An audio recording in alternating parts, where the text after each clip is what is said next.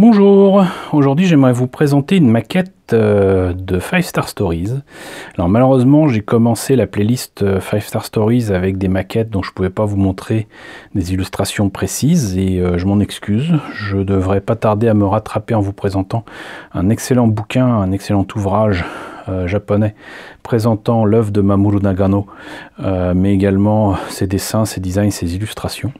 Mais en attendant, je tenais à vous montrer cette maquette sur laquelle j'ai remis la main, qui m'a fait bien plaisir parce que je pensais l'avoir perdue.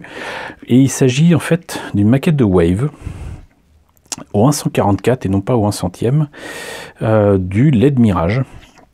Donc il s'agit d'un Mortar Head qui fait partie de la garde personnelle de l'empereur Amaterasu, qui est étrangement d'ailleurs un empereur, mais certainement androgyne, puisque Amaterasu c'était quand même le nom de l'impératrice de ce qu'allait devenir le Japon, qui était donc le Yamato. C'est des mechas, j'ai une garde personnelle qui est surtout composée de chevaliers, les Mirage Knights, et ces Mirage Knights ont donc droit à des LED Mirage, à mon avis, une prononciation à la japonaise de Red, sauf que ils sont loin d'être rouges, ils sont blancs. Par contre, leur insigne et leur croix et leur numérotation, qui ressemble un petit peu à la numérotation romaine avec quelques différences, est clairement rouge. Voilà, c'est du rouge sang sur blanc. Le blanc représentant très certainement la pureté. Peut-être le côté angélique, puisque le palais d'Amaterasu se trouve sur un palais flottant dans les cieux de je ne sais plus quelle planète du Joker System. Mais quoi qu'il en soit, non seulement de loin ils peuvent paraître blancs, mais surtout apparemment l'armure des Mortar Head et notamment des LED Mirage serait faite en chitine, en fait, un petit peu comme la matière dont sont faites par exemple les crabes. Mais également, si je ne me trompe pas, il me semble que c'est la matière dont sont composés nos ongles. Mais peut-être que je me trompe, à vous de me dire. Quoi qu'il en soit, donc, c'est une matière qui est non pas métallique, mais très clairement organique. Et c'est une matière qui en plus est semi-transparente. Et il se trouve qu'avec cette maquette en 144 de Wave, le LED Mirage a cette particularité de ne plus être blanc, mais semi-transparent.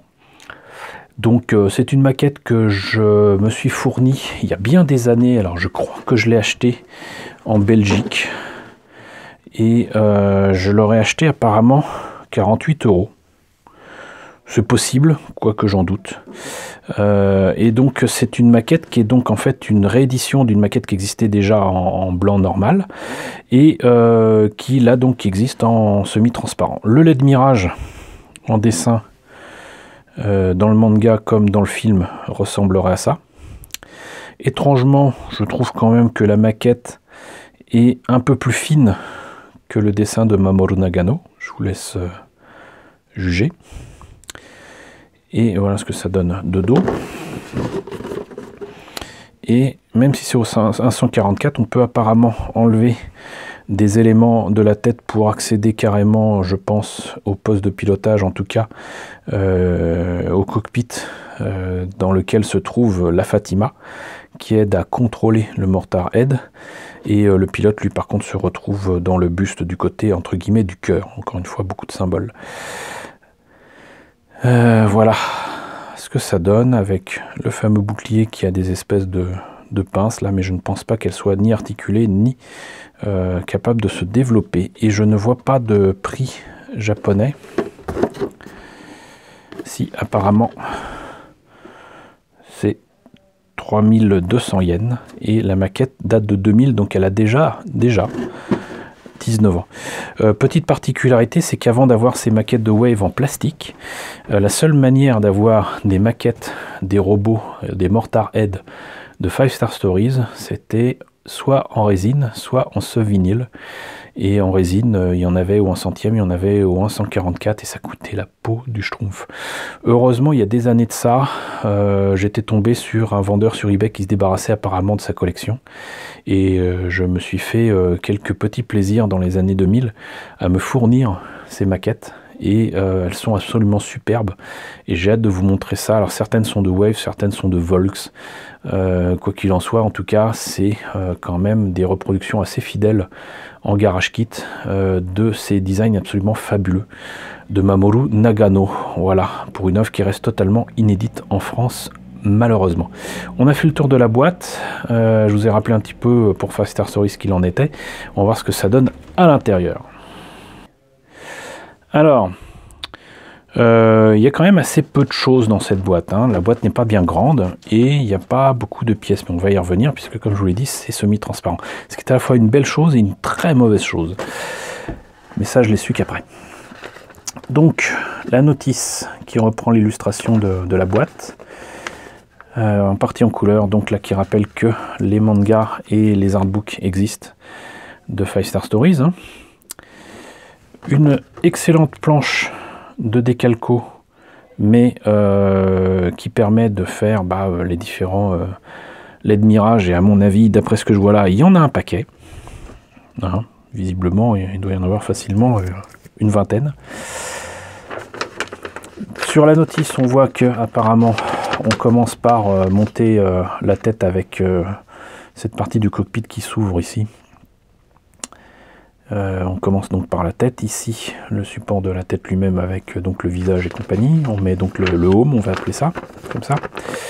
Étrangement on attaque ensuite non pas le buste, les bras, les jambes, mais le bassin avec les jupes. Ensuite le bide. Là apparemment ça doit être, j'imagine, je ne sais pas, peut-être une partie du buste. Peut-être là aussi, je ne sais sincèrement pas ce que c'est. Je vois pas. Je pense qu'en fait c'est, oui, ça doit être ça le buste, puisque là c'est le bide. Voilà. Là on attaque enfin les jambes, donc cuisses, jambes, pieds. La partie des pieds c'est toujours le plus compliqué avec Mamoru Nagano, c'est toujours très fin, et encore là on échappe à ses talons hauts. Les mechas récents qu'il a fait sont toujours avec des talons hauts, voire des talons aiguilles. Là, c'est les bras avec les épaules. Les mains avec malheureusement plusieurs parties pour les mains et les doigts. Alors, contrairement à ce que je disais, les pinces du bouclier sont articulées. Je suis un vilain pas beau. Ça ressemble quand même franchement à un insecte, voire un cafard. L'épée. Et enfin, on réunit le tout. On notera d'ailleurs que les petits dessins pour le montage de tout ça, c'est quand même un peu le minimum syndical, hein. Là, les couleurs à apporter, si on tenait à le peindre, mais vous allez vite voir que c'est pas possible avec ce modèle-là. Si on veut tirer le meilleur des pièces en présence, vous ne pourrez pas obtenir ça. Pourquoi? Parce que c'est semi-transparent. Voilà, donc au départ je me disais c'est cool, après je me suis dit merde, comment coller tout ça, comment faire en sorte que la colle ne jaunisse pas, comment faire en sorte de poncer et de retrouver l'aspect semi-transparent. On ne peut pas monter cette maquette sans faire un minimum de ponçage, sans faire un minimum de travail sur les jointures. C'est plus qu'improbable. Là les épées apparemment sont transparentes, et le problème c'est que c'est ça, voilà, c'est semi-transparent de partout.